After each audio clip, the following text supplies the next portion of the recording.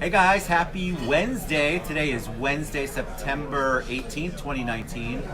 We have to speak a little bit louder today because the club is booked, and so we are in the beautiful dining room at the Citrus Club in a cabana. And so Mariam's got this whole experience going on. She doesn't get the private room, she gets to speak loud. Yeah. So welcome. We already got a thumbs up so somebody can hear us or see us. Thank you for that. We appreciate it.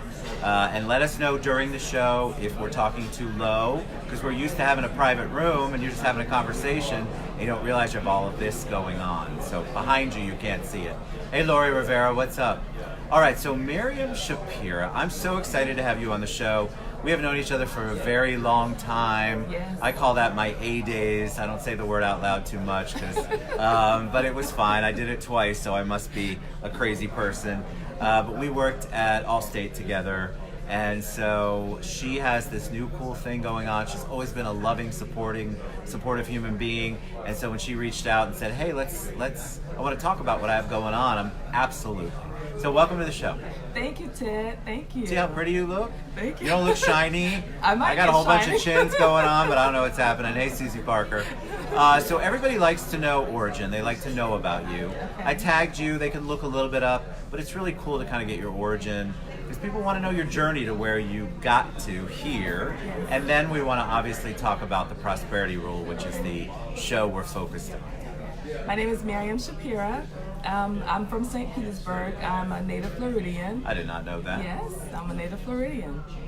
Went to Boca Ciega High School and also went to college, both my undergrad as well as grad school here in Florida.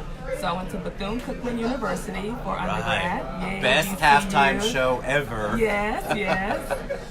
And for my master's, I went to Florida Atlantic University. I didn't know you had a master's I have degree. a master's degree. Oh, is it MBA? That's on your name, right? I have an MBA. Well, you got the business one. That's I tough. do, yes, I yes. tried and then had to transfer out to something different than my Well, I master's. challenged myself because I knew that I was a little weak in the finance area, and in order for me to be more prosperous, I needed to improve that. So, yeah. Good. You actually had a goal and stuck to I it. stuck to I would have said it's too hard. I need to do something different, which is exactly what I did. Well, you're doing well for yourself. Well, you too. So you got your MBA.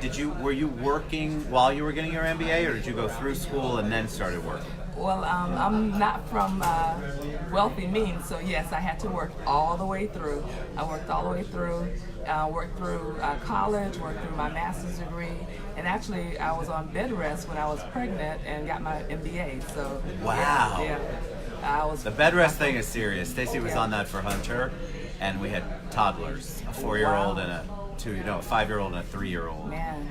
Ouch, it's crazy. All right, so you got your master's. Were you working? How did you get into the field you're in? Did you immediately start, and by field you're in, the field I know you from, did you immediately start in insurance while you were getting your MBA, or were you doing something different? I was an intern. You were an intern. I was an intern with State Farm at the time. Nice. The summer of my junior year, and I did so well, thankfully, that they hired me on after I graduated. So. And you stuck with it. I stuck with it. I think just like mortgage, just like insurance, because that's my background too, there's a certain insanity level that you have to accept about yourself Exactly. in order to immerse yourself in the insurance world. So what did you want to do? Did you want to open an agency? Well, I wanted to be a star. Of that, I have no doubt. I think you reached that goal. You're No, I golden. wish. But I also actually had to earn money. So I was in claims at first with State Farm. That's right. Yes, That's right. I was with claims. I even traveled and jumped on roofs in Texas and California. So I did all that. And then with Allstate, I was a sales manager for several years, and then that's how I met you. And That's right. then I left management twice and became an agent. So this is my second time around as an Allstate agent. So you're back to being an agent. I did not know agent. that because, like we say, we don't spend our R&D money on research. Right. We definitely don't. So you went back. So you are back to being an agent. Yes. So you became an agent. You guys, this is a big deal. So I want to tell you, I've done Allstate twice, and it's any company you go with, franchise. It doesn't matter. You're owning your own business. You go into business, and then the challenges of business are insane. and then you go back out, which you did. You became a sales manager again, and then you said, you know what? I like it.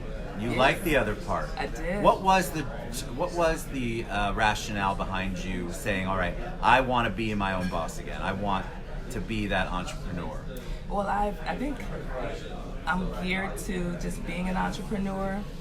Growing up, my parents didn't have much, and there's two ways to look at it. You can look at it as we were peddlers, or we were natural-born entrepreneurs. We would go door to door selling eggs, fish, hair products, everything, and that's how we earned our living. That's fascinating. Yeah. So that really does teach you, I think. Yes. If you're going door to door, then you're used to rejection.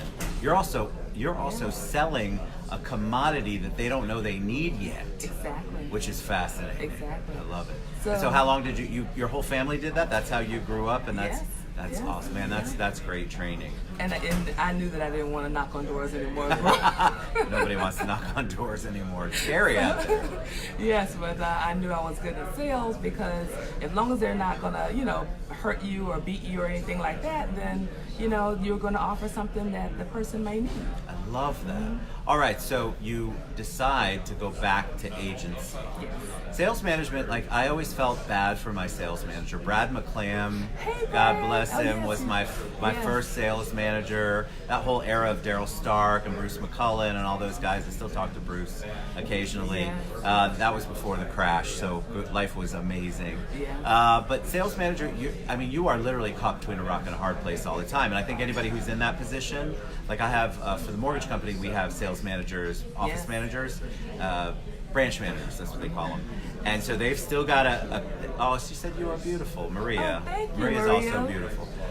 You have Gracias. to be accountable to the people up here, and then you have to be accountable down here, and then you have numbers in between that you really basically have no control over. Exactly. Because it's all about the agent and then what's going on up here. So you're literally the middleman, middle woman, Yes. trying to make everybody happy in a transaction. Exactly. And it is a very, very, very hard place to be. And the Allstate agent is not an employee, so they can Correct. run their business the way they want Whatever to. they want. Yeah, so even though you have upper management saying, hey, make them get these numbers, they can decide not to. So Right. you're basically working with desire and will and And what training. most people don't understand is a sales manager, and correct me if I'm wrong, most sales manager, some part of their comp is based on how well Yes. your agents do or your team does. Yes. And so if you have it's a crazy world to be in as a sales manager. Yes. As a business owner, I feel like, okay, I'm driving the truck, driving the boat. It means all of the responsibilities on me. I'm actually the one making the impact. Yes. And so you get that, I feel like you get that control back. It doesn't mean it's easier. It just means that you have, I'm kind of a control freak if you haven't figured that out. So I like to be in control of the ship. That's why I want to pilot the plane when I'm on it. So you're back in, how long are you back in as a business owner, as a franchise? 5 years to Oh, you're June. 5 years 5 in. years in, yeah. This Wow. time around. And I have 2 locations, one in Brevard County in Viera, right up the street, and then one in Palm Beach County in Boynton Beach. Oh my God! Yeah. So you live here. I live in. I've done this, so I'm yeah. gonna literally be a brother in arms on this one with you. You have, and those are far apart. So you're managing your business. You live in Orlando, but you have businesses in Brevard County and Palm Beach County. Yes. What a lot of people don't understand is sometimes, especially in the insurance world, it's about availability of books of business. So if you're getting in and you're getting involved, you have to kind of go with the flow. When I bought my last set of agencies, it was 3 counties. Thank God they were very close to each other, but the closest one was 2 hours away. And that is a lot of undertaking. So how do you handle that as a business owner when you are trying to manage people, manage your growth, manage retention, manage new business, and you're here? Do you spend a ton of time there? Do you hire? What's your way of making that successful? I have an amazing team, and it took me, I was just talking to, I still have agents that still call me for consulting, even though I'm an agent now, and I just share with them, you have to have an amazing team. You have to surround yourself with people that care and that want the best and that will give the best to your customers, and that's the key. It's true, right? Yeah. And it's not easy to find. So people always ask me, how do you do all you do? Well, we were talking about it earlier. It takes a village to take care of Ted. I don't know about all of you, but it takes a village to figure out, it takes a lot of committed people to make that big of an engine go. And so it's not just me. Yeah, I take on a lot. You guys see me post in the morning. But like Mariam's saying, you have to have the right people. The problem I found is finding the right people. And I think that's what a lot of entrepreneurs are doing. They get to this level of growth. So they're here, they're ready to go to the next level, but they have to bring on somebody else. And that person has to figure out how to have the same vision as you, how to have the same commitment, dependability, work ethic. It's a lot. So how did you find those people? I have a couple of apps that I use. Indeed.com, of course. Ideal Traits is one that's geared for the insurance industry. Love it. And then also, Allstate is also helping as well with sourcing a little bit. I've also paid my great employees to refer as well. And wow, right before we started, I got a call saying they wanted to send a resume, a vendor that I use. Nice. So now they're starting to say, okay, she's doing an amazing job in the community and with other people, and there are people wanting to work for our team, so it's great. And how do you weed them out? How do you decide, how do you find that right person? So you've got the resumes in front of you. I think that's where a lot of people go south. Somebody looks super good on paper and they don't interview well, and then as a manager or an owner, you don't know what to do. You're not sure how to make it work. Am I going to take a risk so that I can train them, or is their baggage too much that they're coming with that they will never listen to me? That's what I found on the insurance side. When I would hire a CSR, which is a customer service rep, if they came from another, in this case, an Allstate agency, I was hesitant. Yeah. Their experience level, amazing. I loved it. It was plug and play. Their baggage, meaning the way they did things at the other office, may not align with the way I did things, and that was a challenge. So how do you weed them out? I do the testing, of course. That's the first and foremost, testing, and then bring them on for a second interview. So I do one verbal, have them test, then bring them in for in-person. And then after that, if I hire them, do a lot of training. And what's the old adage? Hire slow, fire fast. Yes. Yeah. So sometimes it drives my customers crazy a little bit if they see and I'm a little ADD, I think. My husband likes to tell me that. But so are we all. I want to make sure that I'm surrounded and my customers get treated the absolute best. So I'm only going to look and I'm going to have just the best around me. So if they don't cut the mustard, they don't stand up to the test of protection partners, then they're not on the team very long. But you bring, I love the training part. So that's one thing that a lot of people don't do. You want this person, you bring them in, they don't know your culture, so you have to acclimate them to that. You have to train them, and if you're not committed to training and you just want to throw them against the wall and hope for the best, you're setting them up for failure, and you're wasting your time and your money, guys. You have to figure out how to provide training, at least something, so they understand the way that Mariam likes to do things, the way that she likes reporting done, the way she likes to put in the computer, the way she likes follow-up, because that's the culture she's building and has built as the owner of the business. And I think a lot of business owners forget that. They forget that there's a way to do it. You should implement that up front. Why? Because then there's expectations of what's going on, and people don't really work well if there's no expectations when they walk in the door. And so I think it's super important to have that structure. I'm not really a structure person, but I know how to set structure up, and I know how important it is to most people to understand. I mean, come on. If I went to work for Mariam and she said, "So glad to have you, Ted, there's your desk," I mean, I'm basically out the door in 30 minutes. Right. So 30 minutes or 30 days, depending on how much I need the paycheck. Right. But I want to learn, and if I want to do well, then Mariam needs to take the responsibility as the business owner to really train people and invite them in, and not just give them a book. There's a lot about hands-on training and really being involved And I'm sure that's what she does, because I don't know how you have one in Brevard. I mean, that's further than mine, so I got nothing on you. I thought I used to have the largest spread of agencies ever, but you have Brevard and Palm Beach, complete opposite ends of the world as far as Florida goes. But. And I also pay, like, there's another agency that has 4 agencies across Atlanta and I think also Alabama. And I also pay to have my staff watch his staff so that they can learn from employees just like them, as well as I have a consultant come in, and I also pay for other training. I take them to different trainings, different places, so they have a lot of training. It's basically like a Fortune 100 company. Well, you're committed to them, and then I want to move to the prosperity rule. Okay. She's committed to them, and so you as an employer, as a business owner, if your people don't feel like you're committed to them, they're not going to give you back. So you guys that aren't committed to them, they sense it, and then you're surprised that you don't have the 100% commitment back. You have to commit to them, and they have to sense it and see it. Not just words, they have to see you committing to them via training, via whatever it is that their needs are. Because once they feel like you are completely distant and don't care, guess what's going to happen? They don't care either. They're there to get a paycheck until you absolutely make them leave. All right, so the prosperity rule, I'm fascinated by this because I'm a big believer, I think, in what you want to talk about. So how did the prosperity rule come about? Last year, at the end of the year, my team and I was discussing how do we give back to the community, and we were wondering what we can do to give back. Do we go into schools?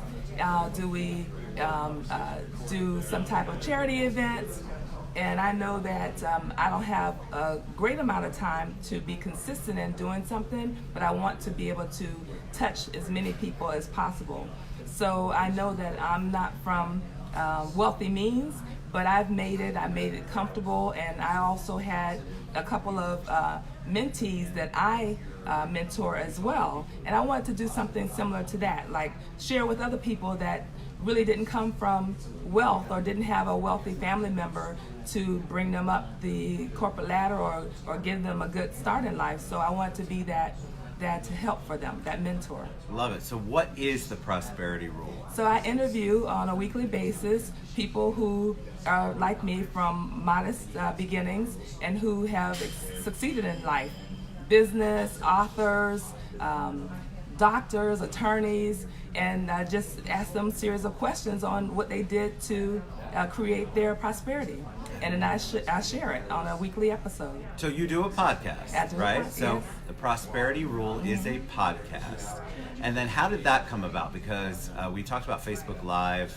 We talked about how that's the whole thing, anything social media, for my age group especially, is such an interesting challenge. I'm always learning. How did you decide on a podcast? Because it's not easy, guys, by the way, to do a podcast. There's a lot of work involved. You have to have the right equipment. You have to make sure you're on the right sites. You've got to make sure it gets produced properly. It's got to be the right amount of time. I mean, there's so much that goes into that. It's not just you, like, here, I make it look easy because I literally push play on my phone and then we go for 30 minutes and then it's over. Podcasts, much more planning involved. So how did you decide on the podcast platform? It's interesting for you to ask that. I'm in insurance, and I've been in insurance for decades, which is a very mature industry, right? It's been around for thousands of years, and so has building. My husband is a builder, which is the basic needs. Right. So we tease each other all the time. Oh, you're old school. Oh, you're old school. And I just got to thinking, like, wow, I am in an old school business. What can I do to spice things up? And I know I needed to be a mentor and give back, so I just merged the two and said, okay, I'll do a podcast. Nice. And then how was that first podcast? Super easy out the gate, right? That's the other thing, guys, you don't understand. That right? first It's one hard. is, So what's it like? Because I think there's a lot of people who come on and they want to do a podcast. And I encourage you to do it if that's what your passion is, because there are people, believe me, there's an audience for everyone. Yes. So what was that like? What were some of the trials and tribulations you went through to make it where you actually said, all right, I'm going to do a second episode? Right. Scheduling for one, scheduling the right people and having people that will resonate to the audience that I'm trying to reach is one thing. Everybody's busy, so if they're successful, they don't have hours around waiting for me to schedule with them. So I have to, of course, adjust my schedule to get on theirs. Two is also you can look up and YouTube and Google all the equipment that you need and everything else, but you also need to make sure that you know how to work it. You know what? That is absolutely, because I don't know how to work it. Yeah. But it's a lot. Like, you have to push the button at the right time, and the mic has to sound right, and the way that there's so much that goes into it. Did you have somebody helping you? I learned a lot on my own, and then I have a audio engineer that does the mixing and Nice. cutting, because that just literally takes hours to do, especially when you're not so good at it, like you. Like, you're very smooth. This is I'm only not so much. Facebook Live, not on podcasts. I'm terrible. So so I have one assistant with audio engineering. So when people come in, what's the surprising thing? Because you think the prosperity rule. So the goal is to interview people who are prosperous, people who have made it, Yes. because you want to impart that wisdom on people who are up and coming, try to give them inspiration and hope and motivation. So when you interview people, has there been anything that you found surprising, or are you finding one general theme about all people who tend to be in that prosperous mindset? They have goals, for sure. They have goals, and not only do they have goals, but they act on them. They actually put a plan together, and they do stuff. They don't just say, I hope, wish, and dream, or meditate. Of course, I actually started meditating too, but you also have to make that first step and that second step and the third step in order to make your dreams come true. And that's something that I like to share with younger people, and also people who want to make it in life as well. They also have mentors. So even though people, Big deal. it's a huge deal, and you may be, like with me, a little bit shy and apprehensive to even ask for help, but there's a lot of people that do want to help out there. And you just have to continue to ask, and if you don't have that right mentor yet, you can find it in a book. You can find those mentors in books for sure, and that's what I usually do. I love that. I think people look at, I was telling you right before we went live, that people will look at this show and think, oh my gosh, Mariam and Ted have it together. I mean, I think after 400 episodes, you guys know I don't have it together. But I think that the impression is that we have it together, it's so easy, and we struggle all the time like you guys do, and that's the message I try to give in every show.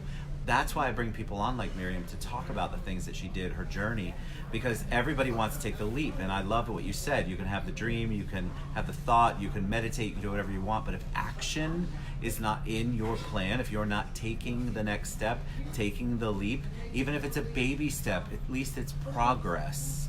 And you're not just sitting there hoping by osmosis that you're going to all of a sudden be successful and prosperous. And I think a lot of people get caught up in, okay, I'm just going to read all these books and hope for the best. Yeah. All right, listen, books are fantastic. Going to a million different speakers, motivational, but if that's all you do, it's not helping you. So I encourage you guys to take a leap. I think we all want to be prosperous, and everybody has a different definition of what that is. It's true. We could be talking about money, people could be talking about spiritual, soulful, philanthropic. There's many different definitions of prosperous. But if you're stuck in a place and you don't feel like you're prosperous, Yes. then what I think Mariam's saying is she's trying to give you the tools with the prosperity rule to understand, get some insights. That's what we do on the show every day, literally. I ask people their beginnings, we talk about how you got here, and then we talk about how you're continuing to move forward. And that is really the whole point of the show, is to share with people journeys. I mean, you normally don't have an insurance agent come on and talk about the prosperity rule. It's just not a thing. They're too busy taking auto apps, or not physically, but online, and they're too busy doing all the crazy stuff that insurance agents do, that any entrepreneur has to do. And so in order for Mariam to come out, she really must have a dream, like so what do you want to do with the podcast? What's next? I want to. Well, I have connections in Israel. I have connections in England. So I've seen the goodness grow, and people are listening. But I want to be able to create ripples of good across the world. I know that I'm required to fix the world around me, and I know that the bigger blessing that I get, I need to help other people as well. So I agree. That's my goal. I love that. I think, so you meditate, so I do similar, like I meditate some, but I'm big on gratitude. Gratitude's so important. Yes. I think if you start your day with that, we talk about it, we just talked about it yesterday on the show, you have to find a way to start positive.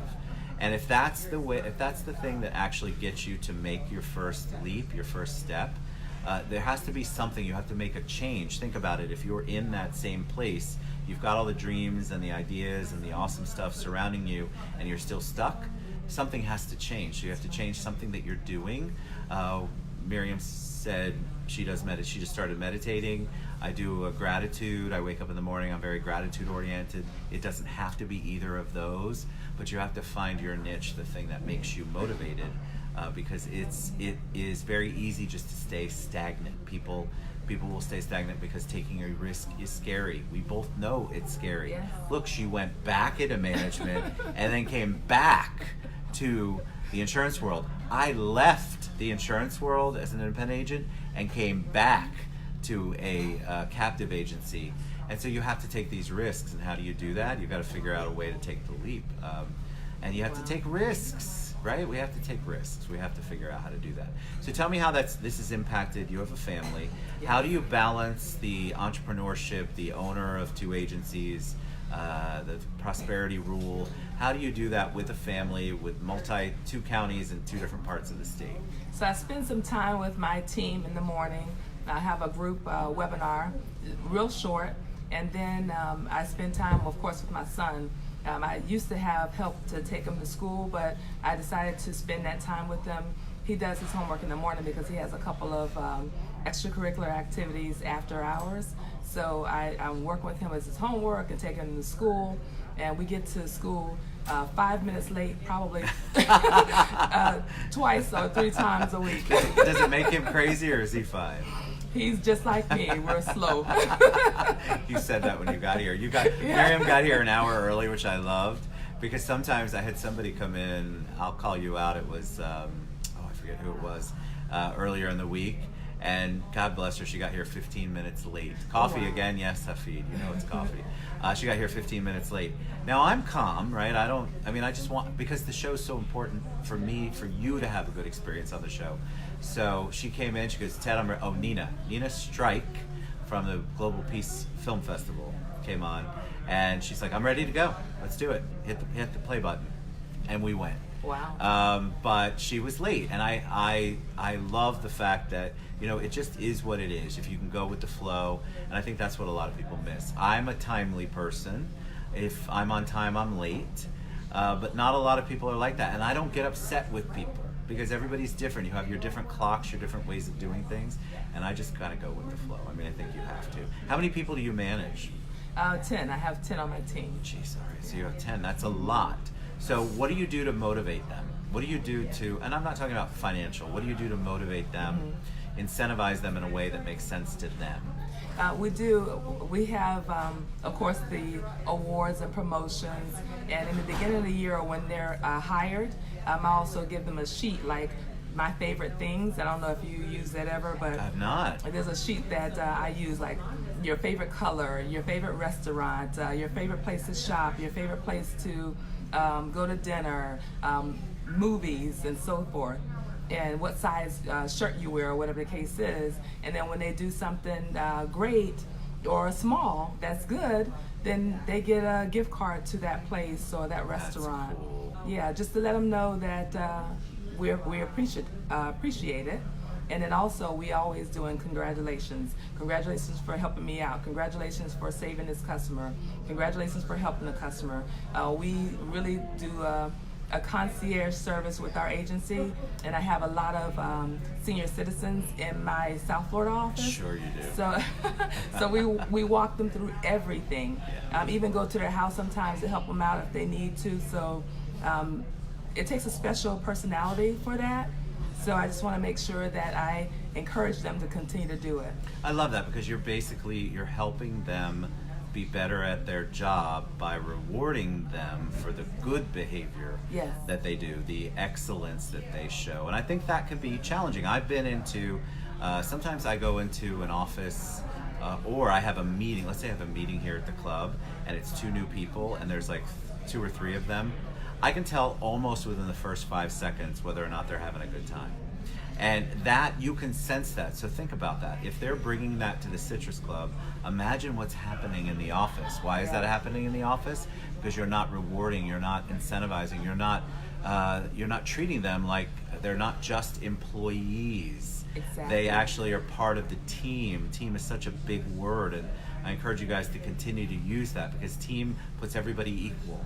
Yes. And when you create that equality in an office, then people will respond better to that. If everything's about how amazing the business owner is, Mariam, and it's all about Mariam, those people are not going to want to work as hard as Mariam. I can tell you right now. But if they're part of it, they're vested in it. We used to help them.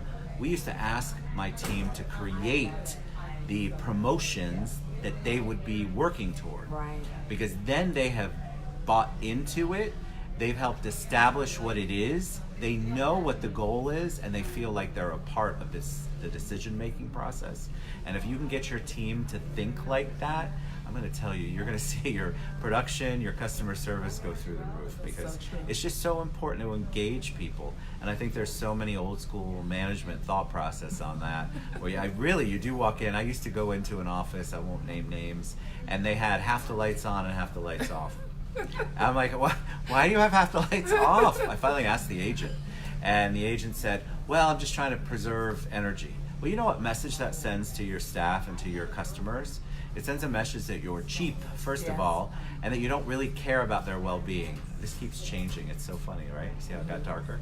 And it does. You don't care about their well-being, not just of you. Don't remember, it's when they walk in the door, it's you.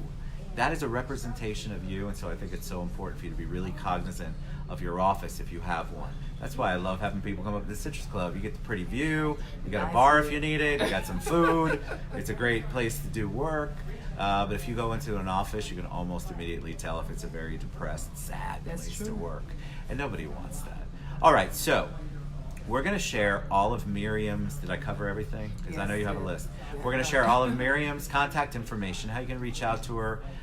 She's obviously an insurance agent, how you can ask her questions about insurance and her team. We definitely like to promote the business on here. And then you want to ask her about the prosperity rule. Talk to her, reach out to her. She's got a lot going on with that, and I know she's developing that further. And I think. And if you need help with starting your podcast, I'll be able to help you, give you some tips or ideas or whatever the case is. Yeah. All right. I don't know much, but I'll be. No, but that's a great thing. You're willing to do it, and so we all kind of learn together. Yes. I was at a really cool place called Venture X downtown. A shout out to Burke and his team. And they are creating a podcast room where it's plug and play. Wow. And it's going to be amazing. So if you ever have an idea for that, they have a sound engineer when you go in and do it. Lots of cool stuff going on in our city, but reach out to people. Reach out to Mariam, because she will be able to kind of tell you the things so you don't make the same mistakes that she did. For sure. All right, so we love to talk about mentors on the TED Show and TED's community, because we think it's so important that you get involved. We want you to mentor people. So I love for my guests, my friends, to give a shout out to a mentor or two that made an impact on their life. Because remember, you have to say it out loud, guys. Don't just think it and hold on to it. It's so important to say it out loud. So tell us, anybody, who are your mentors? Well, for sure my mom, because she's such an inspiration. As a single mom raising 5 kids and making it happen, and basically keeping us fed and clothed and roof over our head, for sure. Mary Williams, and my father who adopted me, Edgar White, who's no longer with us, for sure, took an interest in me and was a mentor as well. And Rabbi Daniel Lapin, through his books, actually reached out to him, and he mentors me from afar. So I think that's, I finally got the courage to reach out to one of my mentors, and it worked. Isn't that amazing? So before we head out, because I love all of those, what Mariam's saying is she didn't know Rabbi Daniel Lapin, but because she was so inspired by his what she was reading or listening to, she reached out to him. You know, guys, I want to encourage you to do that. The people are, because of social media, they're so much more accessible. And if you've got a story or something you want to share with them, I'm almost 100% sure they will reach back out to you, and it could make a huge difference in your life. Having that connection with that mentor through the reading is different when you've got somebody who's actually messaging you and you can't believe their words. They're coming to you. They're talking to Miriam or Ted. I mean, it's kind of really cool. So, all right. You've been a joy to have on, Mariam Shapira. See, it went fast, right? We're good? Yes. All good. We're all golden. We've got 2 more shows. We'll be back around 2 o'clock.